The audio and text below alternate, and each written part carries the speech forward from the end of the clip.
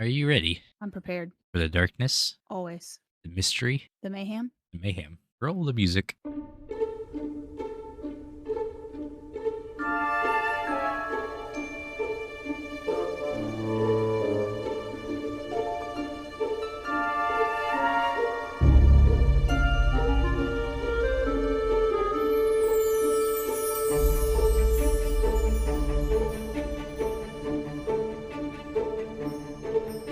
Hello and welcome to the Monsters, Myths, and Mayhem special.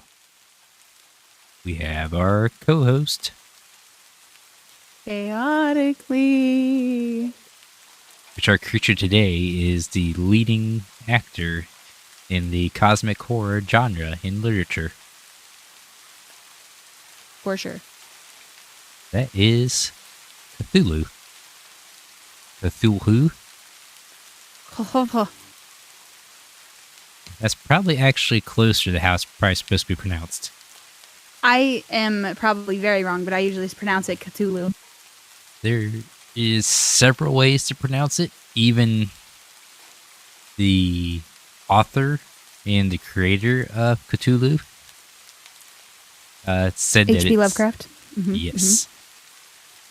He said there's many ways to pronounce it, as in it's supposed to be such an undistinguishable alien name that we can't really pronounce it in our human tongue. Fantastic. It is spelled C. What's it? What's the one on top? Cthulhu. Oh, are you doing like the fancy? The fancy. I don't know. What's the? Is that? That's not an apostrophe. Apostrophe's on the ground. No, the apostrophe's on the top. Comma's on the ground. The comma's on the ground. Comma for common ground. Yeah, there you go. That's a good way to remember it. Okay. C apostrophe T H-U-L-H-U. What do you know about Cthulhu? Cthulhu. That he is our Lord and Savior. Maybe to some people. Are you ready to learn some things about the tentacle-faced entity? I am so ready. I'm going to try and stick to Cthulhu on this one, but maybe mention a little bit about other cosmic horrors, as well as I'm going to try and stay away from H.P. Lovecraft, kind of, because he was not a very good person. No. H.P. Lovecraft did not file the right paperwork, so Cthulhu is actually a free-to-use character, but the Cthulhu mythos is not. And the Cthulhu mythos is like a universe with Cthulhu in it, but it includes like other cosmic horror deities, gods, that comprise of three different groups from the elder gods, the outer gods, and then the great old ones, which is what Cthulhu is a part of. Cthulhu is actually the head priest of the old ones. He is said to be sleeping right now underneath the South Pacific Ocean in the city of Relay. R''Lyeh. Relay. Relia? Which is an Relay? Relay? I don't know. It's another one of those names that is very alien. He's hibernating there because the outer gods entrapped him there, and their elder gods. Is he the elder gods or the outer gods trapped him there? And the only way he can communicate to us now is through our dreams, and that's how he can speak to us, give us visions. He can amass major cult followings and he's trying to get these cult followings to release him. As a quick description of Cthulhu, since we know where he's sleeping at, if you ever come across a ginormous, human-shaped being with, that's a mix of a green octopus, a dragon. Yeah, he's like anthropod majority, right? Yeah, he's bald, but his face from his nose down, even including his nose, is just all tentacles and Davy Jones in it up. And he's got tiny little dragon wings on his back, or big Yeah. giant wings. I've seen him where they're his ears, too. And he is green and black. Yeah, but if you ever come across one while you're scuba diving, best bet's just to turn around. Because all these cosmic horrors, if you set sight on them, it's said to drive you instantly insane, or you lose your vision. Did you ever play Call of Cthulhu? I have not. So something really neat about that game is when you start to be in his presence, it's not so much like blackout or like going insane. I guess it is technically going insane, but you start to like hallucinate. His sight would get like real blurry, or he would like start to feel weak, like queasy, and he would like start to feel like dizzy. It wouldn't necessarily just like wipe him out or like make him instantly insane, but it was definitely messing with him. It was really neat to watch, and that's a good game if nobody's played it and you'd like to learn more. That game sounds like it takes the same name as the first book he appears in, the Yes. Call of Cthulhu by H.P. Lovecraft. Yes, yeah, and it's the same story-esque. It's the mining town and like old. It was good. It was good. There's also a tabletop RPG game called The Call of Cthulhu. I have seen that at Barnes & Noble. We should play it. It sounds like a fun one. I'm down anytime. If any of you listeners know how to play The Call of Cthulhu, teach us and join the Discord. When Cthulhu is communicating with his people through the cults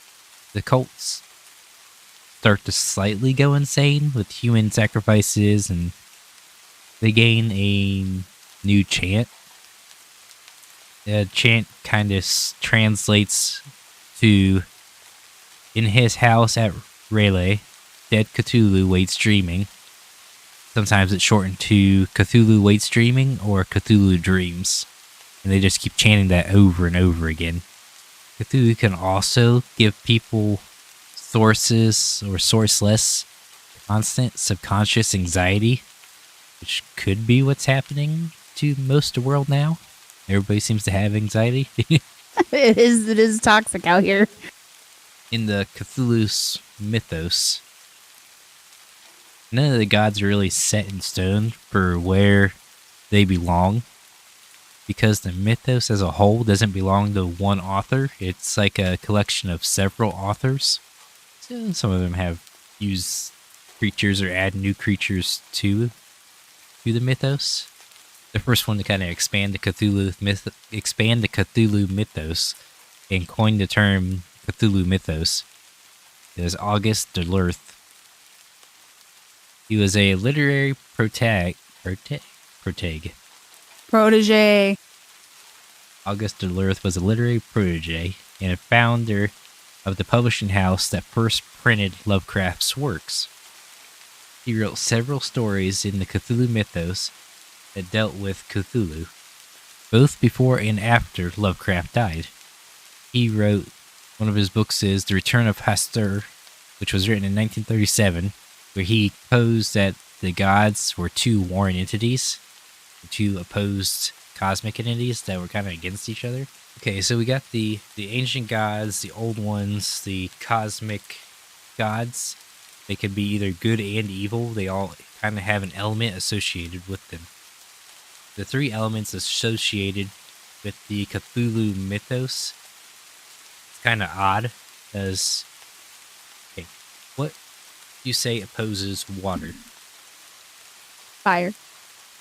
Well, in the Cthulhu mythos, what opposes water is air. That would make more sense because fire just kind of gets put out. And then they got water and air that oppose each other. There's earth, which is left for the lurkers. Those are the only three. Oh. And the lurkers are said to be the oldest of the gods. They are horrible animate survivors of distant eons.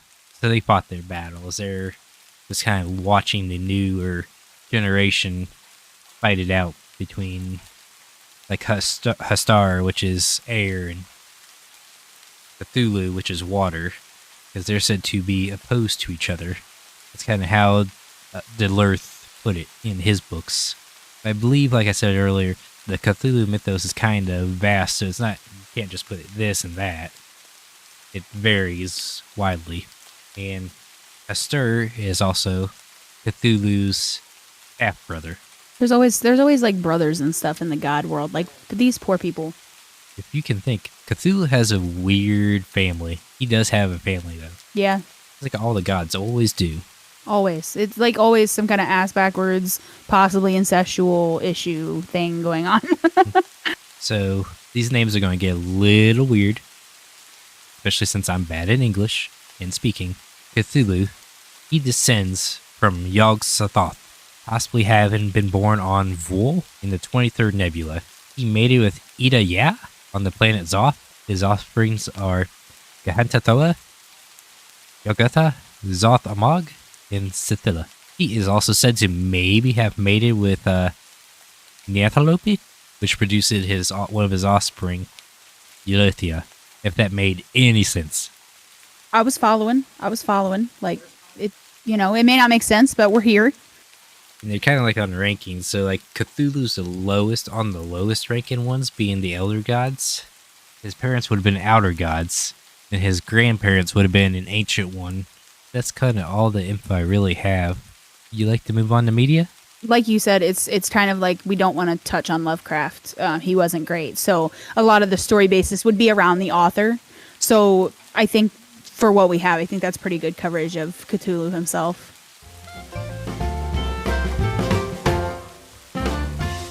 Did you know Cthulhu has been in a presidential election for the last 5 presidential races? Listen, I did know this, and the only reason I knew this was because when they put Kanye West in, whenever that was, I found out. I think you actually got pretty good polling, too. It doesn't surprise me. He also got a parody candidate in several elections, like the 2010 Polish presidential election, and it was a troll account known as the Dark Lord Cthulhu submitted as an official application to be the Massachusetts presidential ballot. The account also received $4,000 from fans to fund the campaign through a GoFundMe page. Surprises me absolutely none. We're all fucking nerds out here. It was later overturned by the GoFundMe people when the campaign didn't go through, and they had to refund all the money to the people who donated. So we kind of talked a little bit about the media and things he's in nowadays when we talked about the board game and the video game called Cthulhu. But can you guess where he's also been in? Do tell. So there is a archetype of Yu-Gi-Oh cards called Entities. They take all of the creatures from the Cthulhu mythos and make it into this archetype of cards. Unsurprisingly, most of these cards are banned from tournament plays. He's in Call of Duty Black Ops 3. He's in a lot. He's in Witcher. He's in Warcraft. He's in Terraria. He's in Sherlock Holmes. He's in RuneScape. He's in Lost Souls. He's in the Fallout 3 and 4, I think. No, Fallout 3 Point Lookout, not just Fallout 3. Life is Strange. He's in Destiny, The Taken King, which is a great one. That's a good one. Of course, Call of Cthulhu. What I didn't know, there was add-ons to Call of Cthulhu, but they weren't additions to the one I was used to by Cyanide. They're made from Bethesda and others. So they're a little, I think maybe add-ons, but they're not completely following that first one, if I'm correct. He's also in Scooby-Doo. He shows up in Scooby-Doo, one of the Scooby-Doo episodes. Surprises me absolutely none. He's in Ben 10. Couldn't have seen that coming.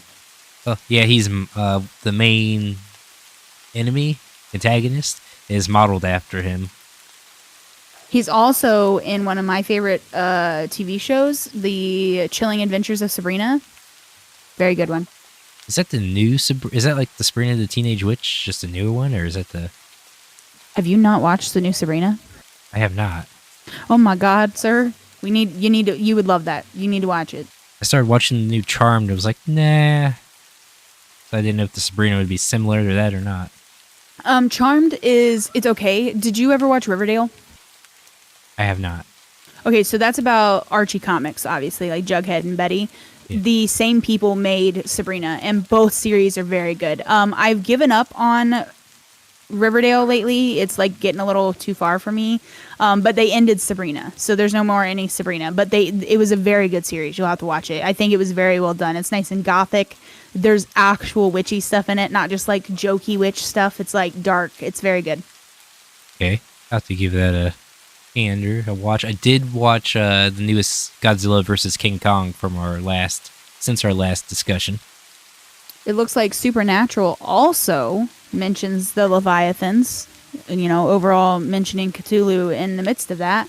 Season 6, episode 21, Let It Bleed. Anybody wants to watch that? TMNT. Like I said, I think it's all thanks to Cthulhu being open source or free to use character. He was in the Grim Adventures of Billy and Mandy. I watched Cthulhu before I even knew what he was. He was the, I don't remember him on Billy and Mandy. I used to watch that show all the time.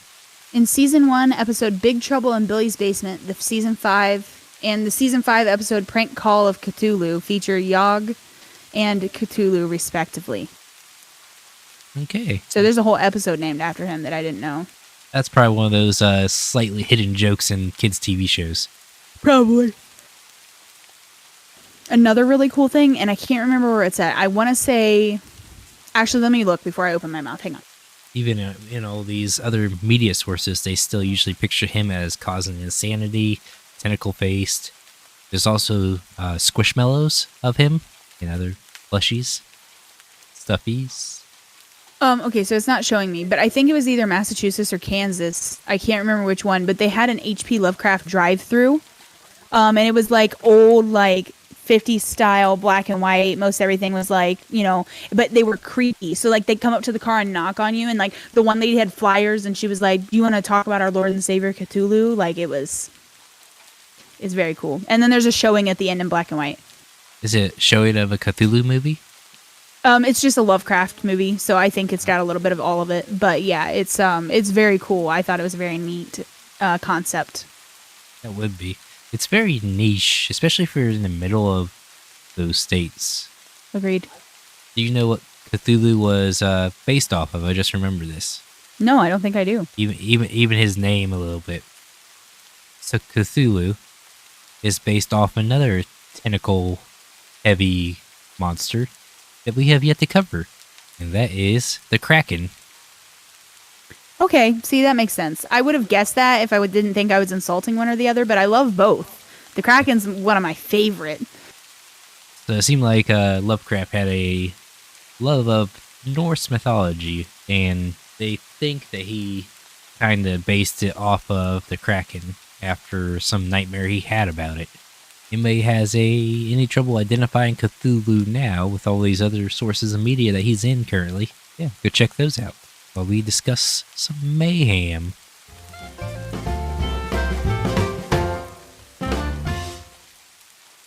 This one's hard for me.